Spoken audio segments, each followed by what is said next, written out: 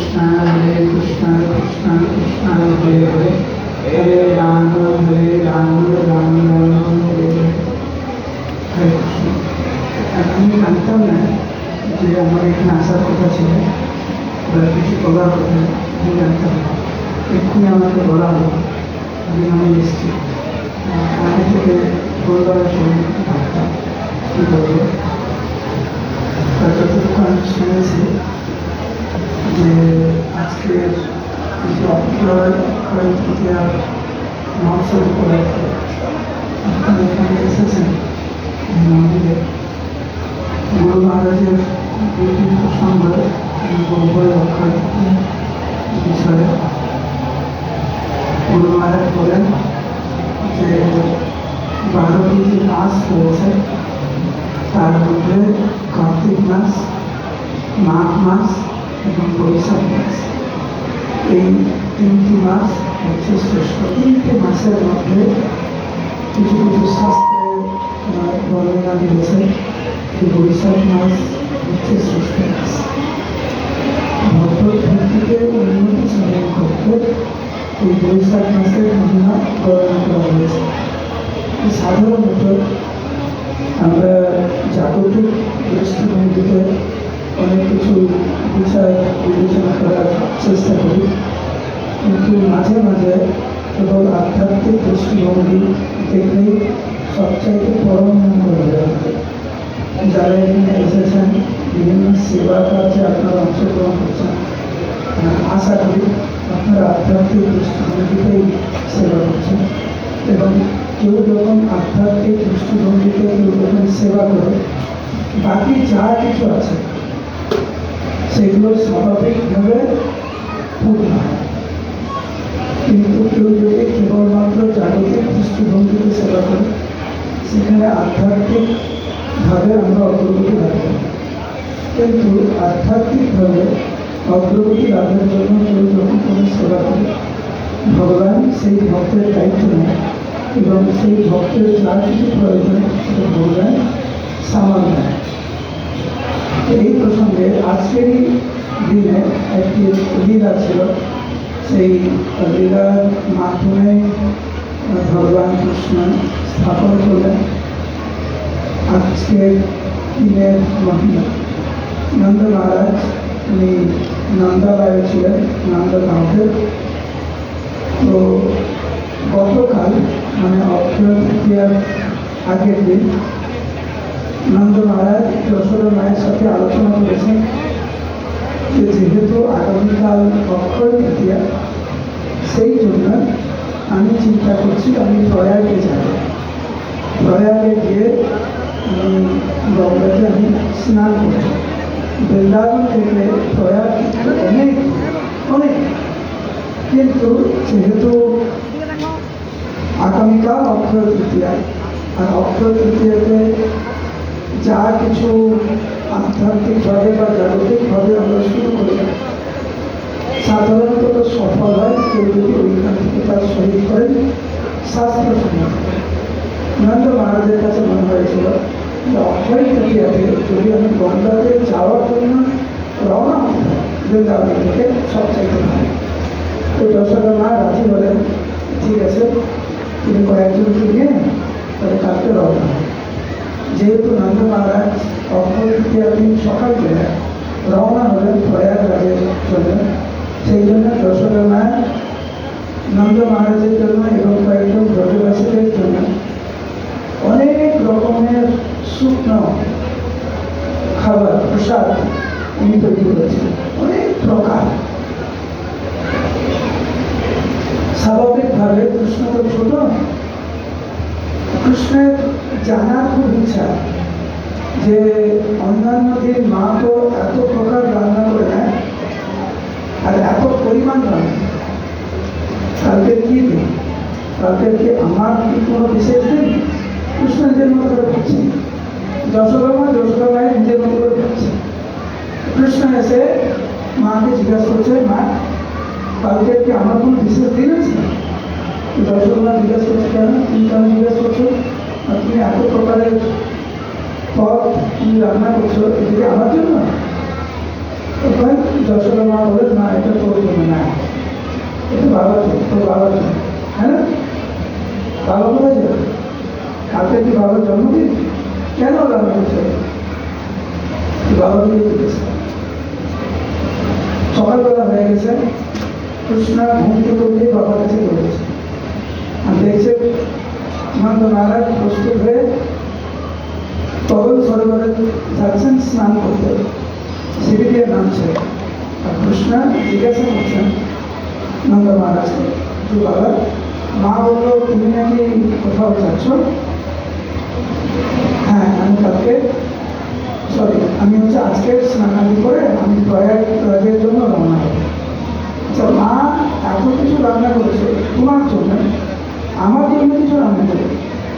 আচ্ছা, যাই হোক, যেহেতু মা সব কিছু তোমাকেই দেবে, আমাকে দেবে না বলছে, তাহলে তোমাকে যেগুলো দেবে ওইখান থেকে কি আমি চিনতে পারি? বাবা ঠিক আছে, তখন তো মহারাজ রহস্য করবে না, ওকে কিছু দেবো, এগুলো সব আমার জন্য, আমি ঘুরে যাবো তো, আমি নিয়ে যাবো। তখন কৃষ্ণ বলছে যে একটা দুটো পথ দেওয়া যায় না, একটা সিঙ্গারা, একটা কচুরি, একটা মিষ্টি, একটা লাড্ডু, একটা কি করে দেওয়া যায় না?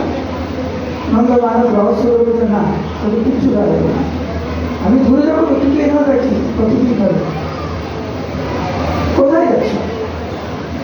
আমি প্রয়াগে যাবো। কেন যাচ্ছ? না, ওখানে গঙ্গা আছে, যমুনা আছে, অন্যান্য নদী আছে, একসাথে ত্রিবেণী সঙ্গমে আমি স্নান করবো। কেন স্নান করবো? কেন যাবে তুমি?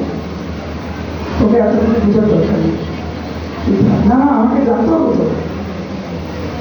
নন্দ মহারাজ সংক্ষেপে বললেন যে ত্রিবেণীতে স্নান করার মা পুণ্যের কথা, সৌভাগ্যের কথা, ভগবানের বিশেষ আশীর্বাদ আছে, ভগবান বিষ্ণুদেব আর ভগবান নারায়ণের বিশেষ আশীর্বাদ আছে। কৃষ্ণ শান্ত হবে সত্য, কিন্তু কৃষ্ণের মনে কি দুঃখ, বাবা যাচ্ছে, এটা অনেক দুঃখ, আর বাবা আমাকে কিছু আমার সাথে ভাগ করে নেবে না, ওটাও দুঃখ। তো তখন কৃষ্ণ এবং নন্দ মহারাজ যখন স্নান করতে নেমেছেন পবন সরোবরে, সেই মুহূর্তে নন্দ মহারাজ একজন ব্যক্তিত্বকে দেখেন, অপূর্ব দেখতে, মাথায় চূড়া, দিব্য পুরুষ, যাকে আগে কখনো দেখেন। নন্দ মহারাজ দর্শন করলেন যে ওই ব্যক্তি একবার পবন সরোবরে স্নান করছে, উঠছে, তীরে ঘোরাঘুরি দিচ্ছে, আবার স্নান করছে, দুই হাত তুলে কি প্রার্থনা করছে।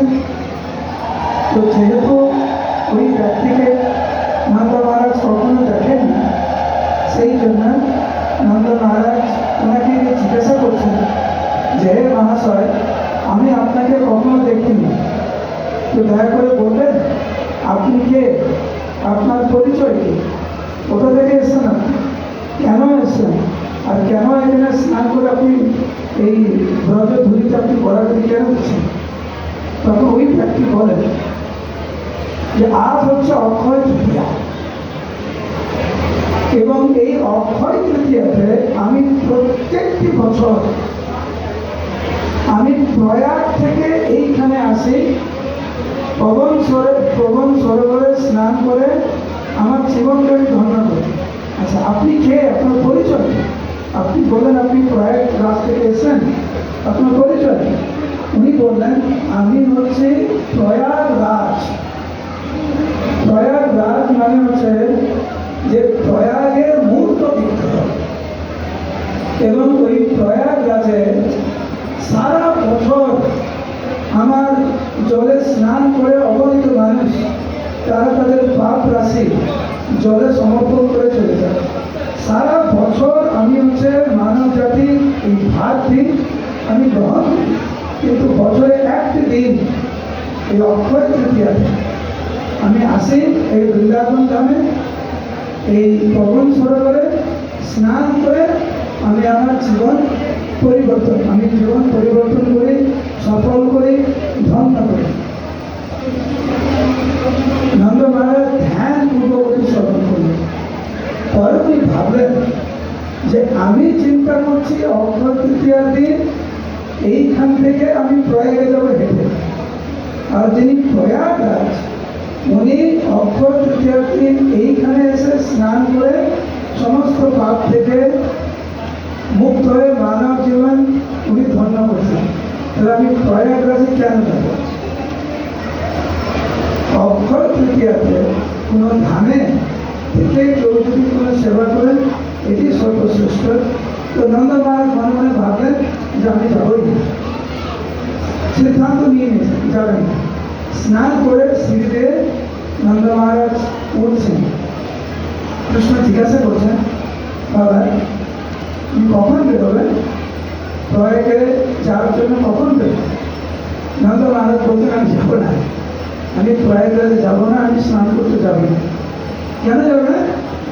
না, আমি যেখানে স্নান করতে যাচ্ছি প্রয়াগরাজ, সেই প্রয়াগ তীর্থ স্বয়ং এই অক্ষয় তৃতীয়াতে এসে পবন সরোবরে স্নান করছি। আমি কেন প্রয়াগে যাবো? আমি পবন সরোবরে স্নান করে আমি সব কিছু পাবো। নন্দ মহারাজ প্রয়াগে যাবে না, কৃষ্ণ খুব খুশি, তার থেকে আরো বেশি খুশি। এখন কৃষ্ণ জিজ্ঞাসা করছেন যে বাবা তুমি যেহেতু যাচ্ছ না, তাহলে মা যা যা রান্না করেছে ওগুলো কি তোমার খুব দরকার? ওগুলোকে আমি পেতে পারি, অল্প পেতে পারি? নন্দ মহারাজ বলছে আমার কিছু রাখবে, সবই তো। একটা গুরুত্বপূর্ণ বিষয় হচ্ছে এই অক্ষয় তৃতীয়া, এটা একটা লটারি টিকিট কাটা। আমি জানি না আপনারা তো লটারি টিকিট কেটেছেন কিনা। যারা লটারি টিকিট কাটে সবাই কিন্তু জয়ী হয় না এই ভৌতিক সংসারে। যদি কোটি মানুষ কাটে তার মধ্যে একজন অন্তর ফল পায়, 1 কোটি 2 কোটি যায় না, এখানে কীরকম অনেক অর্থ পায়, কিন্তু বেশিরভাগ 99.9% পায়।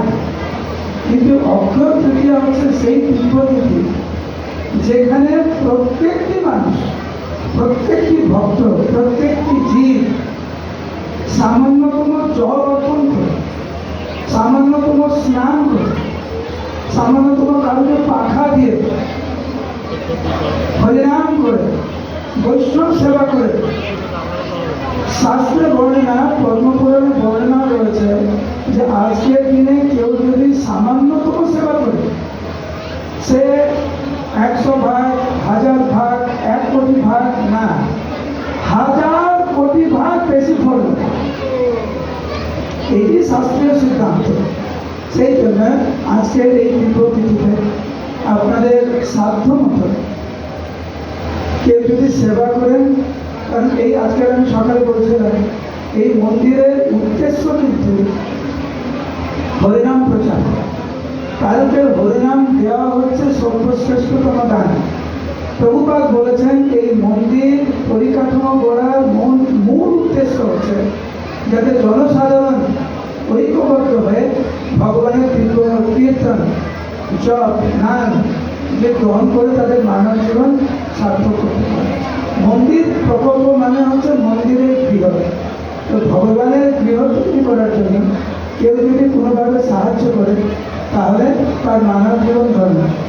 আমি জানি না আজকের মহারাজ, আমাদের ভক্তিমানিতা মহারাজ এই লীলাটি বলেছেন কিনা, যেহেতু আমি সকলের কাজটা শুনি না। তিনি গুরু মহারাজ পদ্মপুরাণ থেকে একটি লীলা বলেন এই অক্ষয়ের এই মাসের ব্যাপারে, এই বৈশাখ মাসে কীভাবে একজন কেউ যদি কিছু দান করেন সে